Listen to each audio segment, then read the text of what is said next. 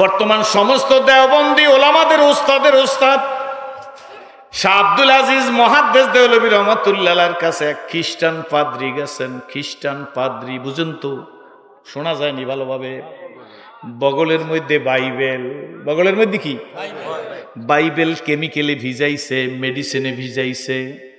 এমন কেমিক্যাল আছে মিনার তাবুতে, যে মিনায় যে তাবু, সেই তাবুতে আগুন লাগান যায় না, এটা ফায়ার প্রুফ। জানেন তো আজি সাহেবরা, এই বাইবেল কেমিক্যালে ভিজাইয়া বগলে করিয়া শাহ আব্দুল আজিজ মুহাদ্দিস দেওলভী রহমাতুল্লাহ আলাইহির কাছে খ্রিস্টান পাদ্রী চলে গেছে। গিয়ে জিজ্ঞেস করে, শেখজি সৈয়দি, আমি বাইবেল নিয়ে আসছি, আপনি কোরআন শরীফ নিয়ে আসেন। মারাত্মক কথা না?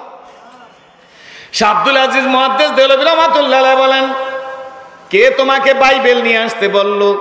তোমার সাথে তো আমার কোনো বহাজের তারিখ হয় নাই, আমি কোরআন শরীফ নিয়ে আসবো, তা তোমার কথায় কেন নিয়ে আসবো?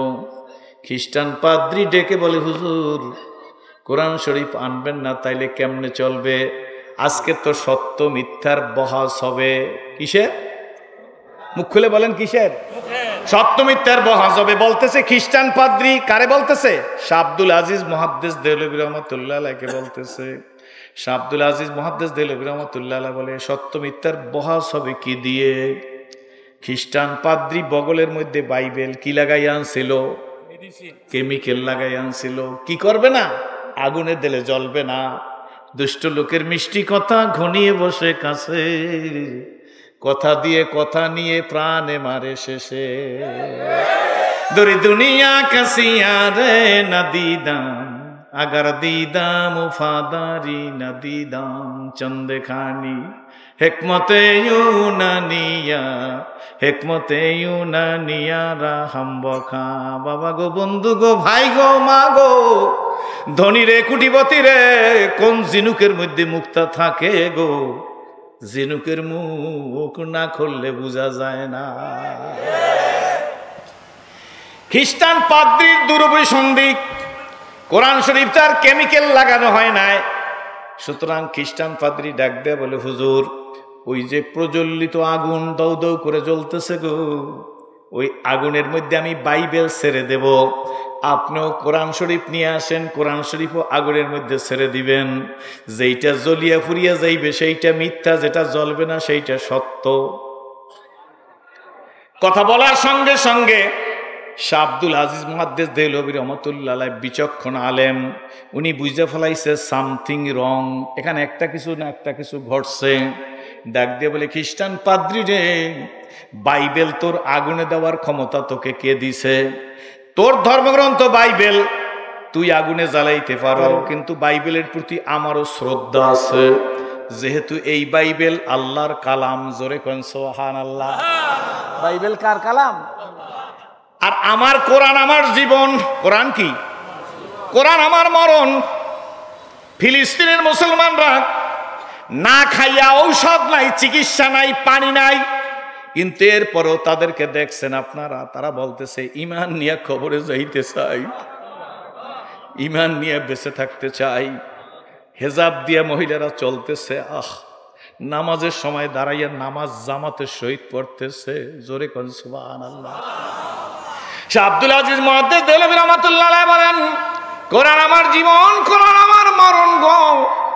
এই কোরআন শরীফ কোনোদিন আমি আগুনে ফেলবো না। খ্রিস্টান পাদ্রী ডাক দিয়ে বলে, হুজুর তাইলে সত্য মিথ্যার বহাস হবে কি দিয়ান? শাহ আব্দুল আজিজ মুহাদ্দিস দেওলভী রহমাতুল্লাহ বলে, তুমি কি সত্যি সত্য মিথ্যার বহাস করতে চাও? জি হুজুর, তাই চাই। যদি চাও ওয়েলকাম, মোস্ট ওয়েলকাম। তুমি রেডি হও, আমিও রেডি হই। শাহ আব্দুল আজিজ মুহাদ্দিস দেওলভী রহমাতুল্লাহ আলাইহি জামার হাতা কাছাইতেছে। তুমিও রেডি হও, আমিও রেডি হই। খ্রিস্টান বলে, মারামারি করবেন? কয় নেভার, কখনো না। কয় তাইলে কি দিয়ে পরীক্ষা করবেন সত্য মিথ্যার? বলে, বেটা তোর বাইবেল তুই তাকে রাখ, আমার কোরআন শরীফ আলমারির তাকিয়ে আছে, আমি কোরআন শরীফ নিয়ে আসবো না। তাহলে রেডি হইয়া কই যাইবেন গো? শাহ আব্দুল আজিজ মুহাদ্দিস দেওলভী রহমাতুল্লাহ বলে, তুইও আগুনে ঝাঁপ দিবি, আমিও আগুনে ঝাঁপ দেব। যে পুড়ে যাবে সেইটা মিথ্যা, যে বেঁচে থাকবে সে সত্য। চিৎকার মেরে বলেন নারায়ে তাকবীর।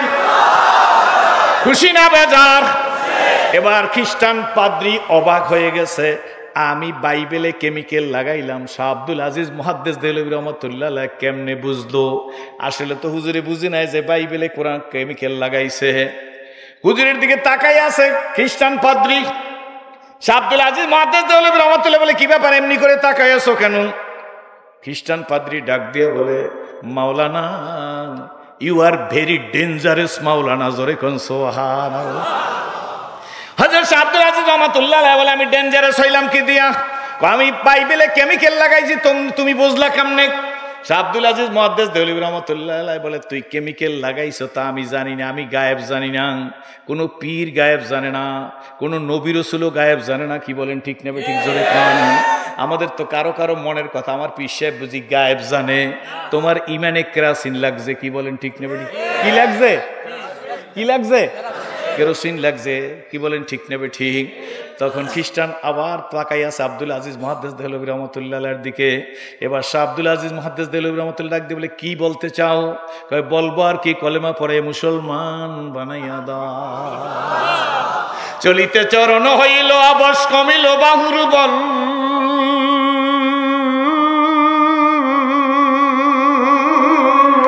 অতীত জীবন কাহিনী স্মরণে নয়নে ঝরিছে জল,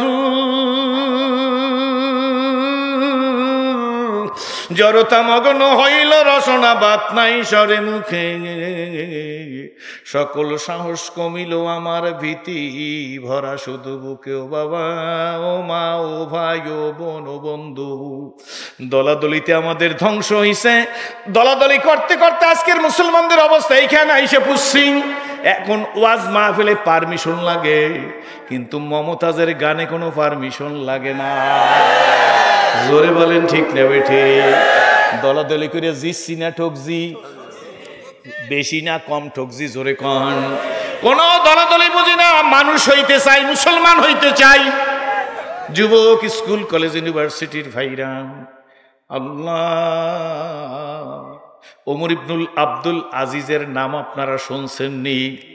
ওমর ইবনুল আব্দুল আজিজ তিনটা মহাদেশের জিম্মাদার। জোরে করে সুবহানাল্লাহ। কয়েকটা দেশ মিলাইলে একটা মহাদেশ। কি বলেন ঠিক নেবে ঠিক? তিনটা মহাদেশের জিম্মাদার। আমি জিম্মাদার শব্দ ব্যবহার করি। তিনটা মহাদেশের প্রেসিডেন্ট, মাননীয় প্রধানমন্ত্রী এই দেশের জিম্মাদার। কি বলেন ঠিক নেবে ঠিক? মহামান্য প্রেসিডেন্ট মহোদয় এই দেশের জিম্মাদার। মাননীয় মেয়র মহোদয় নারায়ণগঞ্জের জিম্মাদার। কি বলেন ঠিক নেবে ঠিক? মাননীয় জেলা প্রশাসক মহোদয় উনি জিম্মাদার। একজন কাউন্সিলর তিনি তার ওয়ার্ডের জিম্মাদার, ইউনিটের জিম্মাদার। কি বলেন ঠিক নেবে ঠিক? আমরা কিন্তু মনে করি মালিক শাহ আব্দুল আজিজ মুহাদ্দিস দেহলভী রহমাতুল্লাহ আলাইহি তিনটা মহাদেশের মালিক।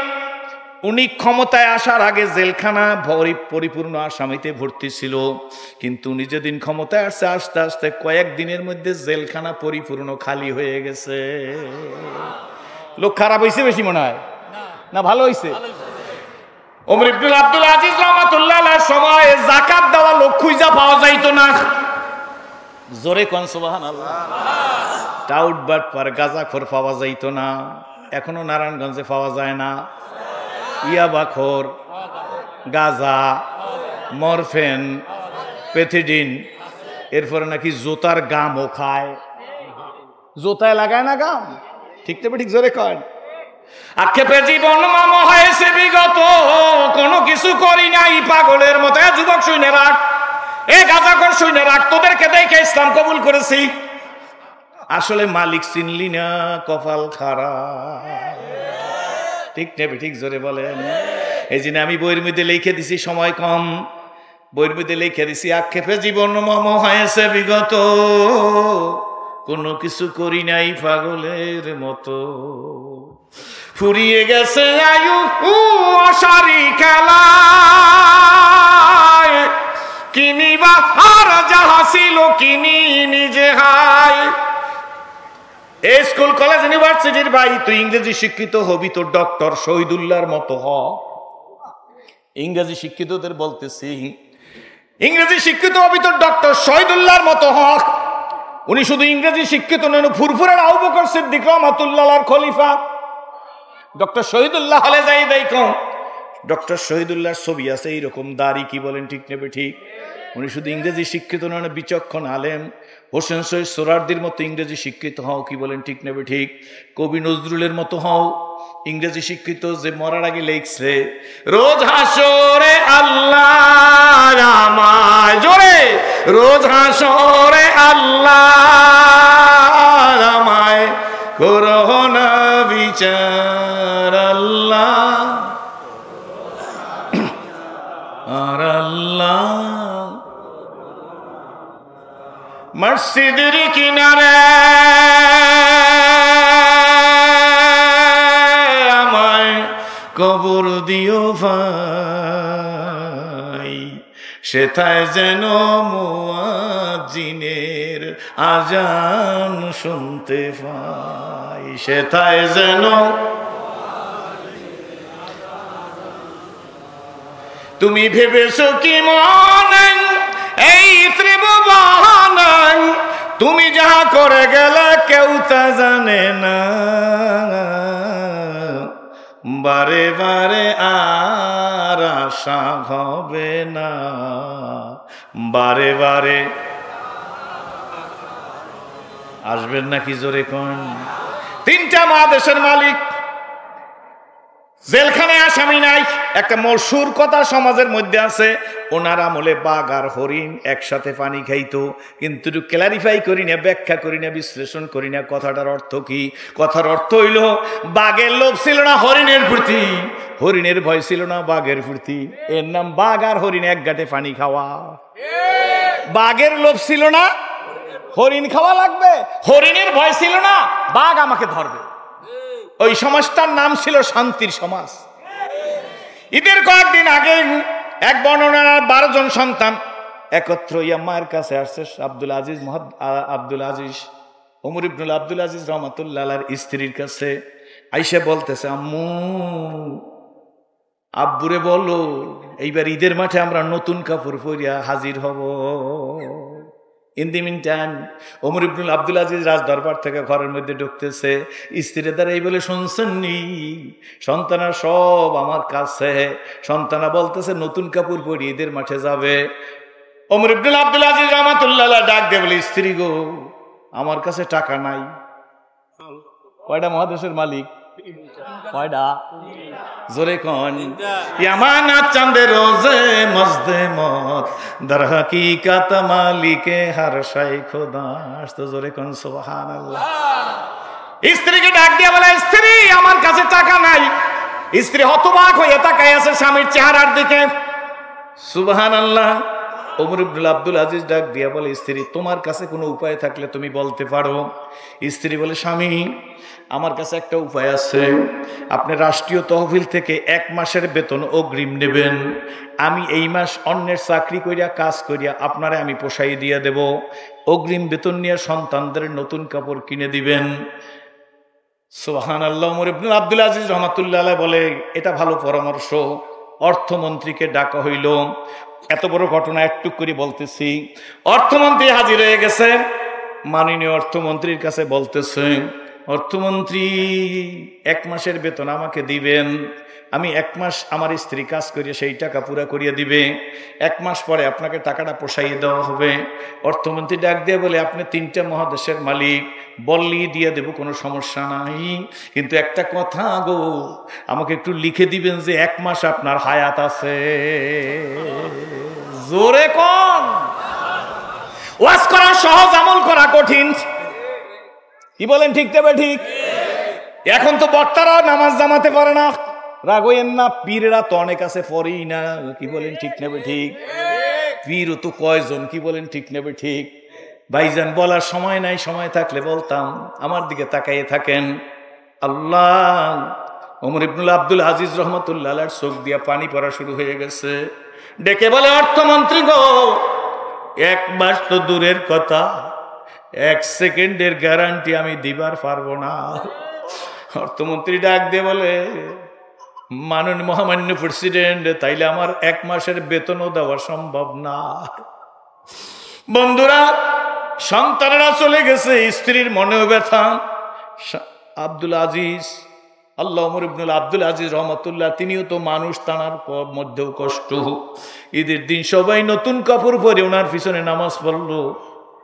নামাজের পরে ওনার সাথে ওনার দেখা করার জন্য সবাই নতুন কাপড় পরে সাক্ষাৎ করতে যাইতেছে। ওয়াজ করতে লজ্জা লাগে। লোকেরা বলে ইসলাম কবুল করছে, কবুল করছি, কিন্তু মুসলমান হইতে পারি নাই। আপনারা দোয়া করিয়া দেবেন, মালিক সুদাতে মানুষ হইছি, আসলে মানুষ হইতে পারি নাই বাবা।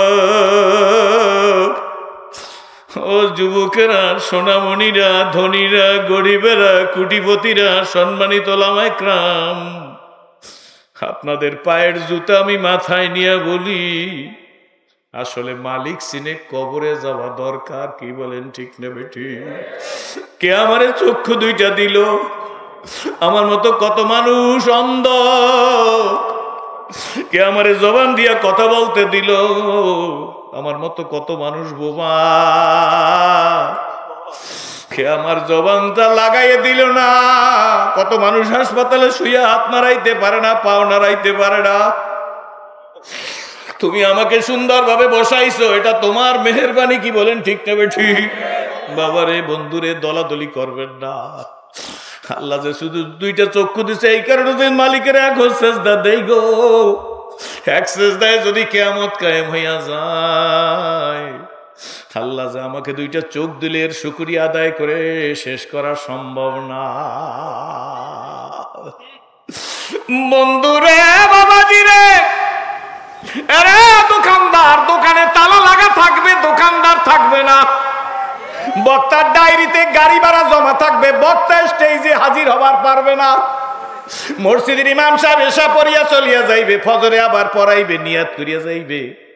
ফজরের সময় মসজিদের মুয়াজ্জিন বলবে, আপনারা দোয়া করেন, ইমাম সাহেব আর দুনিয়ার বুকে নাই। ঠিক টেবে ঠিক জোরে কর। ওমর ইবনে আব্দুল আজিজ রহমাতুল্লাহর সাথে দেখা করতেছে। ছেলেরাও আব্বার সাথে মুসাফা করবে ঈদের দিন। দূর থেকে ছেলেরা আসতেছে, সবাই সাথে মুসাফা করবে। ছেলেদের পরনের পুরান কাপড়। বাবার দিকে আসতেছে ওমর ইবনে আব্দুল আজিজ রহমাতুল্লাহ, চোখ দিয়া দর দর করে পানি পড়তেছে। কথা বোঝা যায়। ছেলেরা কাছে আসছে, ছেলেদের হাতের মধ্যে হাত দিয়া ডাক দিয়া কয়, আব্বু, হে আমার প্রিয় সন্তানেরা, আমারে বদদোয়া করিও না। আমি 3টা মহাদেশের মালিক না, আমি জিম্মাদার। সন্তানেরা হাউমাউ করে কেঁদে ফেলছে। বাবা সামনে ডাক দিয়া বলে, আব্বু আপনি কাঁদবেন না। আমরা বলতে পারি কিয়ামতের ময়দানে আল্লাহ আপনার মাথায় আমানতের মুকুট পরাইয়া আমাদের সামনে হাজির করবে। 2 হাত জায়গায় বলেন নারে তাকবীর। ছেলেরা কি বলে শোনেন, গরুর গোশত খাওয়ার জন্য ইসলাম কবুল করি নাই। ডাক দিয়া বলে, আব্বু আপনি আফসোস করেন আমাদের নতুন কাপড় দিতে পারেন নাই, আপনি আফসোস করবেন না। আপনার মাথায় আল্লাহ আমানতের টুপি পরাইয়া আমাদের সামনে হাজির করবে। আর আব্বু, আমরা নির্ঘাত আশা রাখি সেই দিন আমরা জান্নাতের পোশাক পরে আপনার সামনে হাজির হব। সোনামণিরা, এসেছিলে যেদিন কেঁদেছিলে তুমি, হেসেছিলে দুনিয়ার সবে। আবার এমন জীবন তুমি করো হে গঠন,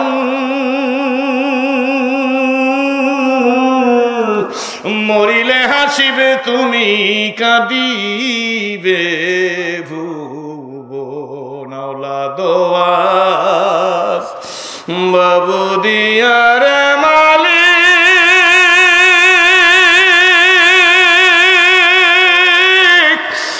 রাখি সভুলাইয়া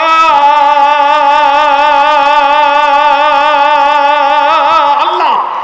কোন দিন জানি নিয়া যাইবা ও বড় লোকেরা, কোন দিন জানি নিয়া যাইবা ও সেরাজি, কোন দিন জানি নিয়া যাইবা ওই মসজিদের ফালকিতে সাজাইয়া রে বাড়িয়ালা নাই রে বাড়ি, নাই রে দুনিয়াতে। হবে না মারি না মসজিদের মাইকেতে। একদিন বিয়ার সাজন সাজবো সবাই, একদিন বিয়ার সাজন সাজবো সবাই, বলো একদিন বিয়ার সাজন সাজবো সবাই, কেউ কনে কেউ কেউ বা দুদিন আগে সাজবো, কেউ বা 2 দিন পর, বলো একদিন বিয়ার সাজন সাজবো সবাই। ও যুবক, একদিন বিয়ার সাজন সাজবো সবাই। ও দোকানদার, একদিন বিয়ার সাজন সাজবো সবাই, কেউ কনে কেউ বর, কেউ বা 2 দিন আগে সাজবো, কেউ বা 2 দিন পর। কেউ বা যাবে আনতে কাপড়, জোরে, কেউ বা যাবে আনতে কাপড় দোকানে বাজারে, আমাকে সবাইয়া রাখবে আমারই উঠানে। ওদের যুদ্ধের 6 মাস পর, 6 মাস পর, 6 মাস পর হযরত জাবির ইবনে আব্দুল্লাহ, আব্দুল্লাহর ছেলে জাবের রহমতের নবীজির কিনারে গিয়ে বসছে। সাহাবীরা বসান, রহমতের রাসূলের কিনারে গিয়ে বসছেন। আল্লাহর নবী জাবেরের চেহারার দিকে তাকায় দেখে জাবেরের মুখখানা মলিন। রহমতের নবী, আল্লাহ যিনি মুস্কি হাস দিলে পূর্ণিমার চাঁদ নবীজির চেহারার সামনে হার মাইনা যাইতো। রহমতের রাসূল ডাক দিছে, জাবের আমার কাছে আসো। আল্লাহু আকবার। ওয়া ইন্নাকা লা আলা, জোরে কোন সুবহানাল্লাহ। জাবের আইসা পড়ছে। আল্লাহর নবী ডাক দিয়ে বলে, জাবের গো, তোমার মুখখানা বেজার কারণ কি? হযরত জাবের বলেন, ইয়া রাসূলুল্লাহ, বাবার কথা মনে পড়ছে। স্কুল কলেজ ইউনিভার্সিটির আব্বুরা শুইনা রাইখা দাও। মাঝখান দিয়ে বললাম, সব কথা তো ধারাবাহিক ভাবে বলা যাবে না। জাবের ডাক দিয়ে, হুজুর 6 মাস আগে আব্বারে কবরে রাখছি, তাও মনে আছে 3 জনকে এক কবরে রাখছি। উহুদের যুদ্ধে আব্দুল্লাহ শহীদ হয়ে গেছে। আল্লাহ নবী বলেন, ঠিক আছে, তাই তুমি বেজার কেন? বাবার কথা মনে পড়ছে? জি হুজুর, বাবার কথা মনে পড়ছে। আল্লাহ নবী বলে, জাবের তোমার বাবার ব্যাপারে এমন একটা শুভ সংবাদ শুনাইবো, যা শুনলে তোমার মনে আর কোনো কষ্ট থাকবে না। আমি কি তোমাকে শুনাইবো? জাবের বলে, হুজুর কেন শুনাইবেন না? আমার আব্বার কথা, আব্বার কথা মনে করিয়াই তো মুখটা আমার বেজার। আল্লাহর নবী ডাক দেয়া বলে, জাবের তোমার বাবা জান্নাতের মধ্যে দৌড়াইতেছে। আল্লাহু আকবার। তোমার আব্বা জান্নাতের মধ্যে দৌড়াইতেছে।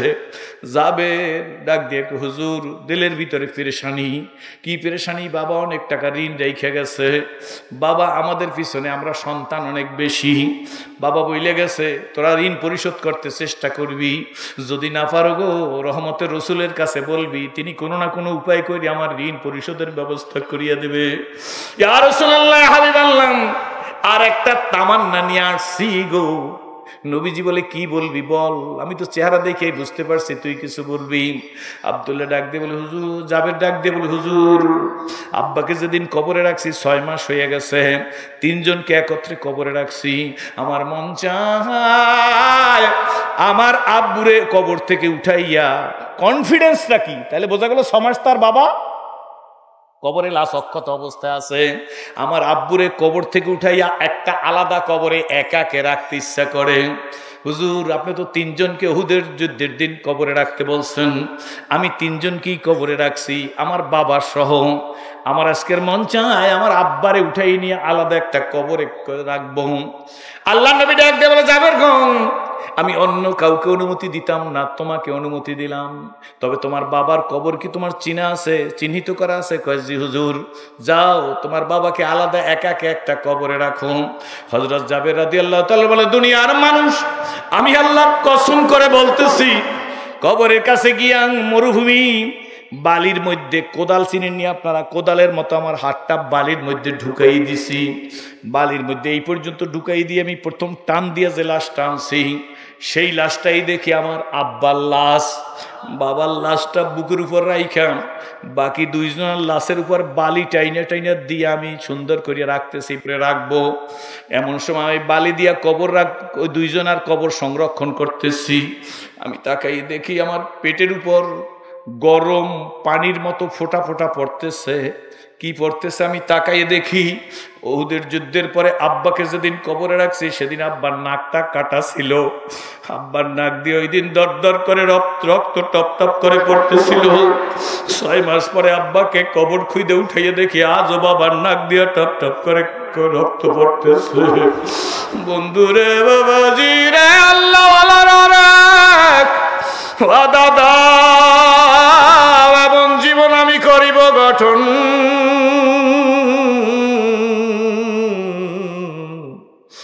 মরিলে হাসিব আমি কাঁদিবে ভুবন। সময় অনেক কম, মুরব্বীদের দাঁড়াইতে বলবো না। ও যুবক সোনামণিরা, আমার বন্ধুর মতো, আমার ছোট ভাইয়ের মতো, আমার সন্তানের মতো মনটা খুইলা দোয়া করব। বুড়ারা দাঁড়াইবেন না। কোন কোন যুবক এই ক্ষুদ্র সেরাজির কথা যে তোমাদের মতো মুসলমানদেরকে দেখে ইসলাম কবুল করেছেন, আমার সামনে দাঁড়াই বলবো হুজুর এই জীবন কোরআনের সাথে নবীর রঙে রঙিন করতে চাই, তারা দাঁড়াইয়ে দাও, তারা দাঁড়াইয়ে দেখাও। কোন কোন যুবক মাঠের মধ্যে দাঁড়াইয়ে দেখাইতে পারবে ইনশাআল্লাহ জীবনটাকে তৈরি করব। চিৎকার মেরে বলেন আল্লাহ, হাত জাগাই রাখেন। আল্লাহ আমার এই সোনামণিগুলা সহ আল্লাহ আমাদের আল্লাহ কিয়ামতের ময়দানে আল্লাহ নবীর কাতারে দাঁড়াইয়ে জান্নাতে যাওয়ার তৌফিক দিয়ে দিও। বৈশা পড়েন বন্ধুরা, যুবক সোনামণিরা, কপাল যদি ভালো হয়, কি ভালো? জোরে বলেন কি ভালো? কপাল যদি ভালো হয় ছোট্ট ঔষধে বড় বড় রোগ ভালো হইয়া যায়। কপাল যদি খারাপ হয় আব্বু, ভেলোর মাদ্রাস সিঙ্গাপুর নিয়ে গেল লাশ হইয়া আসা লাগে। কি বলেন ঠিক না ঠিক? আল্লাহ রহমতের রসুলের চুলদারি ধরে একদিন আম্মাজান আয়েশা সিদ্দিকা ডাক দিয়ে বলি, আল্লাহ রসুল বয়স তো আপনার বেশি হয় নাই, চুলদারি পাকার বয়স হয় নাই, কিন্তু এত অল্প বয়সে আপনার চুলদারি গুলা কেন পাকা শুরু হইল, কেন আপনার সাহেবা এসে গেল? বলার সঙ্গে সঙ্গে আল্লাহ নবীর 2 চোখ দিয়া দর দর করিয়া পানি পড়তেছে। আম্মাজান ডাক দিয়ে বলে, আল্লাহ রসুল আপনি কাঁদেন। আল্লাহ নবী ডাক দিয়া বলে, আয়েশা বয়সের কারণে তোমার স্বামী রহমতের রসুলের চুলদারি পাকে নাই। ইয়া রাসূলুল্লাহ তাইলে চুলদারি গুলা কেন পাকা শুরু হয়ে গেছে? আল্লাহ নবী ডাক দিয়া বলে, আয়েশা কোরআনের জন্য উহুদে যে মাইর খাইছি, এই মাইর আমারে বুড়া বানাই দিয়েছে। আল্লাহু আকবার। আল্লাহ নবী বলে, আমার যায়েদ বিন হারেসা আল্লাহ কয়েকবার বেহুশ হয়ে যাওয়ার পরে আমাকে কোলে করিয়া নিয়ে একটা উঁচা জায়গায়, আমার তখন হুঁশ নাই। যায়েদ বিন হারেসা আঙ্গুলের নখ দিয়া নবীর শরীরের মধ্যে যে পাথরের কুচি ঢুকছে, এই পাথরের কুচি টাইনা টাইনা বের করতেছে। আল্লাহ নবী বলে, এমন সময় আমার হুঁশ ফিরে আসছে। আমার হাতটা যায়েদের ঘাড়ের উপর। আল্লাহ নবী যায়েদের শক্ত করিয়া ধরিয়া বলে, যায়েদ কি করো? যায়েদ নবীজির দিকে তাকাই বলে, হুজুর ছেলেরা যে পাথরের কুচি মারছে গোস্তের মধ্যে ঢুকে গেছে, ওই পাথরের কুচি টাইনা নখ দিয়া বের করতেছি। আল্লাহ নবী যায়েদকে বুকে লাগাই বলে, যায়েদ এত জোরে টান দিস না, আমার বুকটা ছিঁড়িয়া যাইতেছে। আল্লাহ নবী বলেন, এই কারণে আমার সেই বার্ধক্য এসে গেছে। শুধু তাই নয় আয়েশা, হুজুর তাইলে কি? আল্লাহ নবী ডাক দিয়া বলে, কোরআন শরীফের বিভিন্ন আয়াতের মধ্যে যেইভাবে আল্লাহ পাক রব্বুল আলামিন জাহান্নামের বয়ান করছে, এই জাহান্নামের চিনতে চিনতে আমি রাসূলুল্লাহ বুড়ো হয়ে গেছি। আমার ভাইরা, নারায়ণগঞ্জের মানুষ, ত্যাগ তিতিক্ষার মানুষ, কোরআনের জন্য জীবন দেওয়া মানুষ। কি বলেন ঠিক না বেঠিক? আল্লাহ নবীর ডানে বামে সামনে পিছে আব্বুরা, উপরে নিচে কোনো গুনাহ নাই। ওই নবী বলে, আয়েশা কোরআন শরীফের বিভিন্ন আয়াতের মধ্যে যেইভাবে আল্লাহ পাক রব্বুল আলামিন জাহান্নামের বয়ান করছেন, এই জাহান্নামের চিন্তায় চিন্তায় আমি রাসূলুল্লাহ বুড়া হয়ে গেছি। নবী যদি এই কথা বলে তাইলে আমাদের কি করা উচিত ছিল? সুতরাং আসুন ওই নবীর দ্বীন ইসলাম জমিনের মধ্যে টিকাইয়া রাখার জন্য যদি জীবন দিতে হয়, কারা জীবন দিতে রাজি? হাত জাগাইয়া দেখান। সত্যি জোরে কন, হাত নাড়াই কন, সত্যি জোরে বলেন আল্লাহুম্মা আমিন।